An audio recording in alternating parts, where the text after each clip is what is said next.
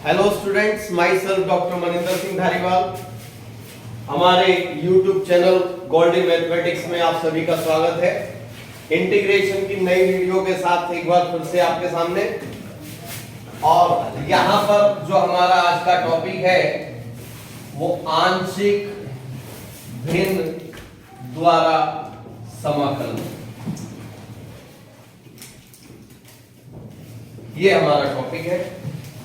इसमें सबसे पहले हमारे लिए समझना जरूरी है आंशिक भिन्न। तो सबसे पहले हम समझेंगे आंशिक भिन्न होता क्या है और आंशिक भिन्न करते कैसे हैं। तो देखिए, एक एग्जांपल मैं लेकर के चलता हूं। 3/x + 5 minus 2/x - 3। अगर हमें इसको सिंप्लीफाई करना है तो हम जानते हैं ये हो सकता है एलसीएम लेकर के। यहां से हम एलसीएम लेंगे तो यहां पर एलसीएम होगा x + 5 x - 3। यहां से x + 5 को डिवाइड कर x + 5 से इसको डिवाइड करेंगे तो x + 5 कैंसिल होगा, x - 3 किसमें मल्टीप्लाई होगी ये आप जानते हैं, सिंप्लीफिकेशन। -2 x - 3 कैंसिल होगा तो x + 5। तो यहां से इसको सॉल्व करने के बाद में, सिंप्लीफाई करने के बाद में 3x - 9 -2x - 10 upon x + 5 x - 3। तो यहां से ये 3x और -2x, दिस इज x, -9 और -10 -19 अपॉन x + 5 x - 3। तो आप देख रहे हैं इसको हमने इस फॉर्म में कन्वर्ट कर दिया LCM। लेकिन अगर हमें इसको वापस इस फॉर्म में कन्वर्ट करना हो तो इसको हम बोलते हैं आंशिक भिन्न करना, PF, पार्शियल फ्रैक्शन करना, पार्शियल फ्रैक्शन। अब ये तो आपने पढ़ा है कि इनको दो ये एक्सप्रेशन है, इनको हम किस तरह सिंप्लीफाई करते हैं। लेकिन इसको वापस इस फॉर्म में कन्वर्ट करना मीन हमें जो ये अपॉन में, जो हर में, जो डेनोमिनेटर में जो ये दो फैक्टर हमें दिखाई दे रहे हैं, इनको अलग अलग ब्रेक करना ही पार्शियल फ्रैक्शन आंशिक भिन्न कहलाता है। इसके लिए हमारे पास प्रोसेस है, हम बताते हैं। यहां पर x - 19 अपॉन x + 5 x - 3। देखिए, अगर ये जो हर में जो गुणनखंड है, दो फैक्टर हैं, अगर ये लीनियर है, लीनियर मतलब एक घातीय है, तो हम इसे बड़े आसानी से शॉर्टकट के साथ इसको ब्रेक कर सकते हैं आंशिक भिन्न में। तो हमें क्या करना होगा, हम इन्हें अलग अलग हर के रूप में रख देते हैं, अलग अलग बटे के रूप में रख देते हैं, अपॉन में रख देते हैं। अब हमें देखना है कि x + 5 के ऊपर क्या आना है। x + 5 के ऊपर कुछ यहां आना है, कोई नंबर आना है, कोई व्यंजक आना है। तो उसके लिए हमें क्या करना है, x + 5 को ये देखिए हम 0 कैसे बना सकते हैं। तो x + 5 को 0 बनाने के लिए x की जगह हम क्या प्लेस करें, क्या रिप्लेस करें, तो हम वो -5 रखेंगे तो x + 5 0 हो जाएगा। तो x + 5 x = -5 रखने पर 0 होगा। अब यहां पर जो आपका ये व्यंजक है, जो एक्सप्रेशन है, इसमें x + 5 को छोड़ दीजिए, बाकी जहां भी x आपको दिखाई दे रहा है वहां पर -5 रख दीजिए। तो इसे छोड़कर हम यहां -5 रख देते हैं, -5 - 3, तो -24 -8 से 3 टाइम्स। तो आप देख रहे हैं x + 5 को छोड़कर जब हमने x की जगह -5 रखा तो हमारे 3 आया। तो x + 5 के ऊपर लिख दीजिए 3। सिमिलरली हम यहां पर इसमें भी वही प्रोसेस लगाते हैं। x - 3 को 0 बनाने के लिए x की जगह हमें रखना पड़ेगा +3। तो यहां पर भी हमें ऐसे ही करना है, इसको छोड़ करके बाकी जहां भी x दिखाई दे रहा है उसकी जगह पर रख दीजिए 3। तो 3 - 19/3 + 5, 3 + 5, तो ये होगा -16/8 और ये होगा -2। तो x -3 को 0 बनाया था, तो इसके ऊपर आ गया -2। तो आप देख रहे हैं x - 19/x + 5x - 3 को हमने डायरेक्टली ये शॉर्टकट मेथड से हमने इसको चेंज कर दिया वापस इस फॉर्म में। आप टैली कर सकते हैं, इसको वेरीफाई कर सकते हैं। अब आंशिक भिन्न द्वारा समाकलन कैसे, अगर यही अब हमारा समाकलन में आ जाता, जैसे ये x - 19/x + 5x - 3, इसका हमें इंटीग्रेशन करना है, तो हम यहां पर सबसे पहले इसके आंशिक भिन्न करेंगे, जैसा कि मैंने यहां आपको बताया इस तरह से। तो इसको हम डायरेक्टली ये लिख देंगे 3/x + 5 - 2/x - 3 dx। यहां से 3 को हम बाहर लेते हैं, 1/x + 5 का इंटीग्रेशन अलग, -2 यहां से बाहर लेते हैं, 1/x - 3 का इंटीग्रेशन अलग। तो यहां पर हम देखते हैं, क्योंकि हमें 1/x + 5 का डायरेक्ट तो समाकलन पता नहीं है, लेकिन हमें 1/x का समाकलन पता होता है और ये होता है log x। लेकिन यहां पर x की जगह है x + 5। क्या हम यहां पर सब्स्टिट्यूशन मेथड लगा सकते हैं, प्रतिस्थापन विधि, t मेथड जिसको बोलते हैं। तो अगर हम x + 5 को t माने, क्योंकि इसका अवकलन कांस्टेंट है, तो हम इसको t मेथड से कर सकते हैं। तो 1/x + 5 इसको हमने अपने, क्योंकि इसका अवकलन कांस्टेंट है, x + 5 का अवकलन 1 है, कांस्टेंट है, तो हम इसे शॉर्टकट से डायरेक्ट कर सकते हैं। तो इसको अपने दिमाग में ही t मान लीजिए, 1/t।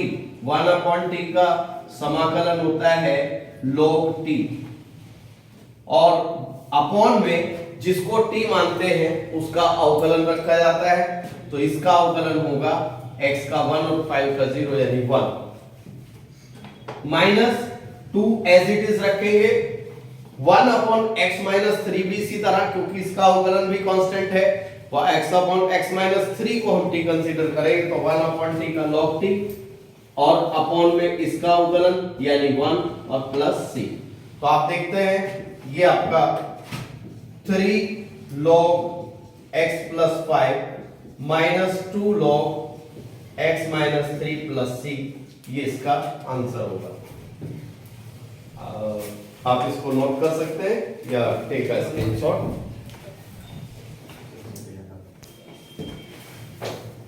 देखिए अब हम आगे चलते हैं। यहां पर हमने बताया आंशिक भिन्न जब हर के रूप में, हर में एक घातीय गुणनखंड हो, तब हम उसे शॉर्टकट से कर सकते हैं, ये मेथड मैंने आपको बताया।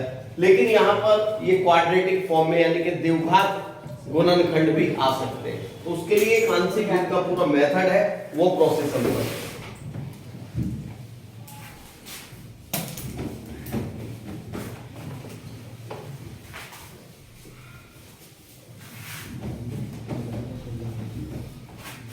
उसके लिए हमें क्या करना है, देखिए आपको ध्यान रखना है, यहां पे कुछ भी आ सकता है, जैसे 3/3x + 5/x² + 2 2x - 3, इस तरह से द्विघात भी आ सकते हैं। यहां पर इस तरह भी आ सकता है कि x + 3 whole cube, x + 4 x² + 4 whole square, इस तरह से भी गुणनखंड आ सकते हैं। तो आपको यह ध्यान रखना है कि अगर आपका जो गुणनखंड है, यदि गुणनखंड यानी फैक्टर एक घातीय है, तो उसके ऊपर अंश में आप रखोगे a या b या c या d, इस तरह से रखोगे। लेकिन अगर हर में द्विघातीय गुणनखंड है, यदि गुणनखंड द्विघातीय है तो उसके ऊपर जो अंश हम रखेंगे उसमें हम ax प्लस बी या bx प्लस सी या cx प्लस डी इस तरह से रखा जाएगा। जैसे ये एग्जांपल हम देखते हैं, यहां पर एक्स स्क्वायर प्लस 2 और 2x माइनस 3 है। यहां पर हम देखते हैं जो हमारा गुणनखंड है वो एक गुणनखंड द्विघातीय है और एक घातीय है। तो हम इनको अलग अलग हमें ब्रेक करना है, क्योंकि आंशिक भिन्न में यही होता है कि जो हर में फैक्टर है, गुणनखंड है, उनको अलग अलग हमें व्यंजकों के रूप में ब्रेक करना है। तो एक्स स्क्वायर प्लस 2 को अलग करना है, 2x माइनस 3 को अलग करना है। अब चूंकि यहाँ पर द्विघातीय गुणनखंड है तो यहाँ जो हमने शॉर्टकट अभी बताया था वो यहाँ पर अप्लाई नहीं होगा। इसके लिए हमें लॉग मेथड यूज करना है। उसका पहले उसको लिखते कैसे हैं और उसका फिर आगे क्या वर्किंग प्रोसेस है उसको हम देखेंगे। तो यहाँ पर हम देखते हैं कि ये द्विघातीय है, तो मैंने आपको बताया अगर द्विघातीय गुणनखंड है तो उसके ऊपर ax प्लस b वाला फॉर्मेट हम रखेंगे। तो इसके ऊपर ax प्लस b आएगा और यहां पर हम देखें ये एक घातीय है तो इसके ऊपर अकेला a या b या c। तो हम देखते हैं a और b हम पहले ही ले चुके हैं, तो यहां पर हम रखेंगे c। इसी तरह अगर ये और भी बड़ा कोई फंक्शन आ जाता है, जैसे x plus 3 x minus 2 x square minus 2 x square plus 2 x plus 4 इस तरह आ जाता है, तो इसको भी ब्रेक कर सकते हैं। जैसे x plus 3 x square minus 2 x square plus 2 और x प्लस 4।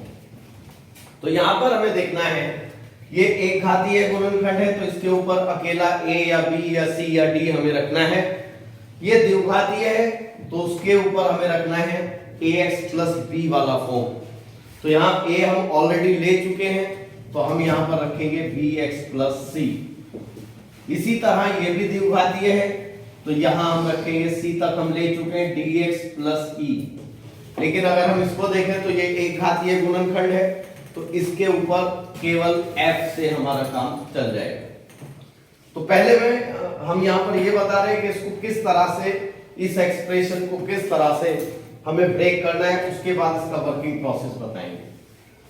अगर पूर्ण घातीय आ जाए, अगर कोई भी एक घातीय हो या द्विघातीय हो और वो पूर्ण घात के साथ हो, पूर्ण घातीय, तो हमें उसकी घातों को बढ़ते क्रम में रखना है, इंक्रीजिंग असेंडिंग वे में रखना है।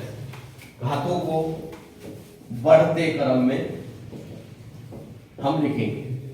तो यहां पर हम देख सकते हैं x प्लस 3 की होल पावर 3 है, पूर्ण घातीय है ये, और यहां पर भी x स्क्वायर प्लस 4 की घात 2 है।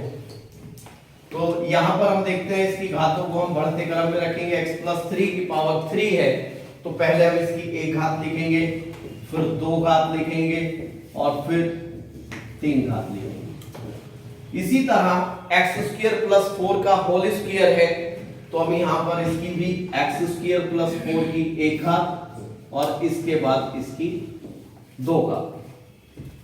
तो अब फिर हमें यही प्रोसेस देखना है कि किसके ऊपर क्या रखा जाना है, a b c d या ax प्लस b।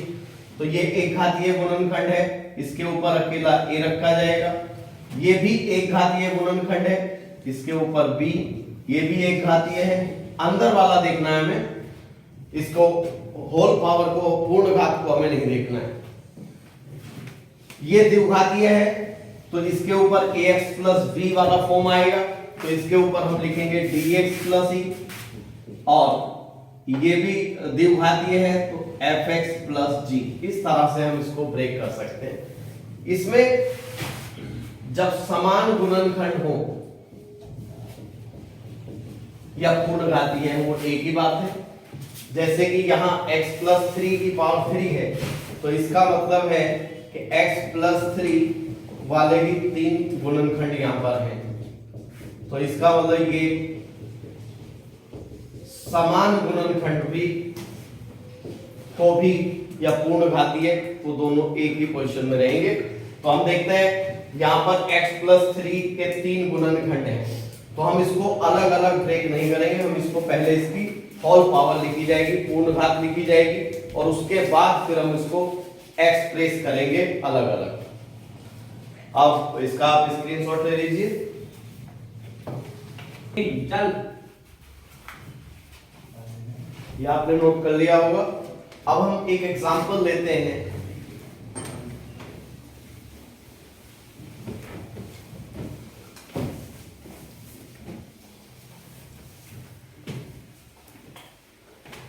यहां पर हमें इसका इंटीग्रेशन करना है।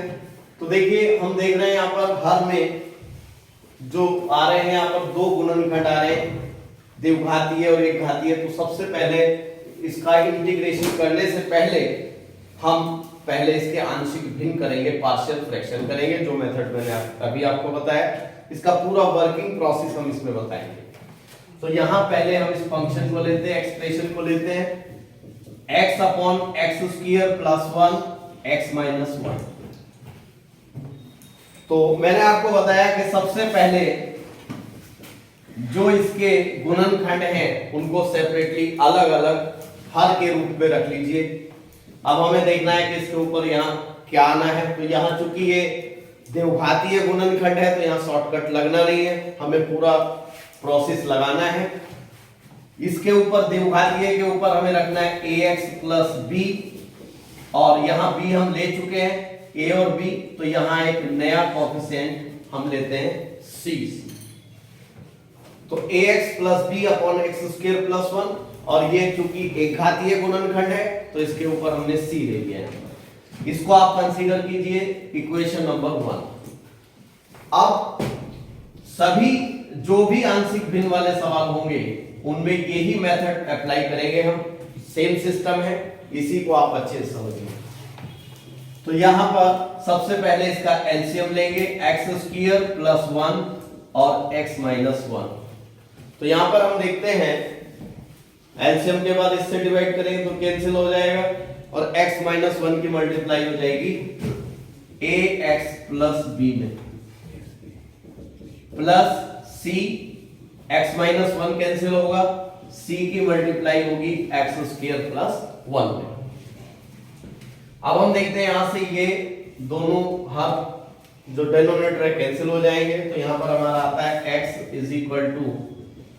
ax²। इसको पूरा सिंपलीफाई करते हैं, ax² मल्टीप्लाई ax की x में, ax की a1 में करते हैं, तो ax b की x में करते हैं तो bx, और b की 1 में करते हैं तो -b + c x² + c। इसको हम अलग अलग घातों को जो है डिसेंडिंग वे में, घटते हुए क्रम में नोट कर देते हैं। तो यहां हम देख रहे हैं x² वाले 2 टर्म यहां पर हैं, इनके जो कोएफिशिएंट है a + c, x² हमने यहां पर कॉमन लिया है, a + c यहां बचेगा। अब x वालों में यहां पर हमने x कॉमन लिया, तो यहां हमारे पास -a + b हो गया, और प्लस जो बाकी जो कांस्टेंट टर्म है, कांस्टेंट टर्म यानी विदाउट x वाले, वो -b + c। अब हम क्या करते हैं, देखिए इधर यहां पर हमारा x² वाला टर्म है, x वाला टर्म है, कांस्टेंट टर्म है, विदाउट x वाला है। इसी तरह हम इसको ब्रेक कर सकते हैं यहां पर, क्योंकि यहां x² वाला टर्म नहीं है, उसको हम 0x² लिख सकते हैं। x वाला टर्म हमारा है यहां पर, और कांस्टेंट टर्म हमारा नहीं है यहां पर, उसको हम 0 से इंडिकेट कर सकते हैं। तो a + c x² - a + b x + -b + c। अब यहां पर हम देखते हैं दोनों की कंपेयर करते हैं हम गुणांकों की। यहां पर हम लिख देते हैं दोनों और के गुणांकों की तुलना करने पर। तो देखिए यहां पर हम देखते हैं x² का कोएफिशिएंट यहां पर a + c है, और अगर हम इधर देखें लेफ्ट हैंड साइड में तो ए एक्स स्क्वायर का कोएफिशिएंट 0 है। ये हमारी इक्वेशन हो गई 2। इसी तरह x का जो कोएफिशिएंट है वो -a+b है और इधर 1 है। कांस्टेंट टर्म को देखें -b+c और इधर 0 है, इक्वेशन 4। अब देखिए यहां पर हमारे 3 अननोन वैल्यू हैं a, b एंड c और हमारे पास 3 ही इक्वेशन है। बीजगणित का अलजेब्रा का नियम है कि जितने अज्ञात राशियां होती हैं उतनी इक्वेशन होनी चाहिए, तभी उनका वैल्यू निकाला जा सकता है। तो यहां पर ये कंडीशन हमारी पूरी फॉलो हो रही है, क्योंकि 3 ही अननोन नंबर है, अज्ञात वैल्यू है और 3 ही हमारे पास इक्वेशन है, तो हम इनको सॉल्व किया जा सकता है, ए बी सी के मान निकाल सकते हैं। तो हम क्या करते हैं, इक्वेशन नंबर 2 से c का वैल्यू a की फॉर्म में हम निकाल लेते हैं। तो यहां से c का वैल्यू आ जाता है हमारा -1। यहां से भी हम b का वैल्यू निकाल लेते हैं तो 1, और ये माइनस से इधर ट्रांसफर होगा तो प्लस है। b का वैल्यू भी a के फॉर्म में आ गया, c का वैल्यू भी a के फॉर्म में आ गया और a तो a के फॉर्म में है ही। यहां पुट करते हैं माइनस, b का वैल्यू रख देते हैं 1 + a और c का वैल्यू रख देते हैं -a इज इक्वल टू 0। तो ये हमारा होगा -1 -a इज इक्वल टू 0। तो ये होगा -2a इज इक्वल टू 1। तो a का वैल्यू हमारा आ जाता है -1/2। अब हम a का वैल्यू यहां और यहां रिप्लेस करेंगे तो हमारा c और b का वैल्यू आ जाएगा। तो c का वैल्यू होगा -a और a का वैल्यू -1/2 यहां रखेंगे तो c का वैल्यू 1/2 एंड b का वैल्यू 1 + a 1 - 1/2 दैट इज 1/2। अब अगर हम इन a b c का वैल्यू यहां पर रिप्लेस करते हैं तो हमारा इसका वैल्यू आ जाएगा x/x² + 1 x - 1 is equal to a का वैल्यू हमारा 1/2 minus x plus b upon x² + 1 plus c का वैल्यू हमारा है 1/2 अपॉन x - 1। तो देखिए इसका वैल्यू हमने ये निकाला है। अब हम इसके हमने आंशिक भिन्न कर चुके हैं, इसको दोनों गुणनखंडों को सेपरेट हम ब्रेक कर चुके हैं। अब हम इसका आंशिक भिन्न, अब हम इसका इंटीग्रेशन कर सकते हैं। तो इसको पहले इसको रिप्लेस कर दीजिए इससे जो हमने इसका वैल्यू निकाला है। तो हम देख सकते हैं -1/2 x + 1/2 upon x² + 1 plus 1/2 upon x - 1 dx। यहां से हम 1/2 कॉमन ले सकते हैं तो हमारा यहां पर -x + 1 अपॉन x² + 1। अब चूंकि ये दोनों फंक्शन प्लस में है तो हम दोनों का अलग अलग इंटीग्रेशन कर सकते हैं। Plus 1/2 1 upon x - 1 dx। इसको हम यहां फिर से ब्रेक करते हैं, -x अपॉन x² + 1 अलग कर देते हैं प्लस 1/2 दोनों के साथ जाएगा 1/2 1 अपॉन x² + 1 और 1/2 ये हम एज इट इज रखते हैं x - 1। अब तीनों फंक्शन का अलग अलग हम इंटीग्रेशन करते हैं। यहां पर हम देख सकते हैं, देखिए x² + 1 को अगर हम t माने तो इसका अवकलन ऊपर रखा हुआ है, मतलब dx के मल्टीपल में रखा हुआ है। तो x² + 1 को हमने t कंसीडर किया तो 2x dx is equal to dt। x dx का वैल्यू होगा 1/2 dt। यहां पर रिप्लेस कर देते हैं इसकी जगह, तो 1/2 बाहर है उसको एज इट इज रखते हैं। यहां पर x dx इंटीग्रेशन माइनस हम बाहर ले जाते हैं क्योंकि कांस्टेंट है। x dx की जगह हमने रखा है इसमें 1/2 dt और 1 इसको हमने माना है t प्लस 1/2। आप देख सकते हैं इसका हमें डायरेक्ट फॉर्मूला पता है 1/x² प्लस 1 या 1/1 प्लस x², दोनों एक ही बात है। और इसका जो इंटीग्रेशन होता है वो tan इनवर्स x होता है, तो इसको tan इनवर्स x रख देते हैं। 1/2 इसका हमने पढ़ा है 1/x माइनस 1, x माइनस 1 का अवकलन यहां पर कांस्टेंट है तो इसको हम t कंसीडर कर सकते हैं, शॉर्टकट से डायरेक्टली कर सकते हैं। तो 1/t का log t और इसके अपॉन में रखते हैं इसका अवकलन, x माइनस 1 का अवकलन होगा 1 और प्लस एक कांस्टेंट c।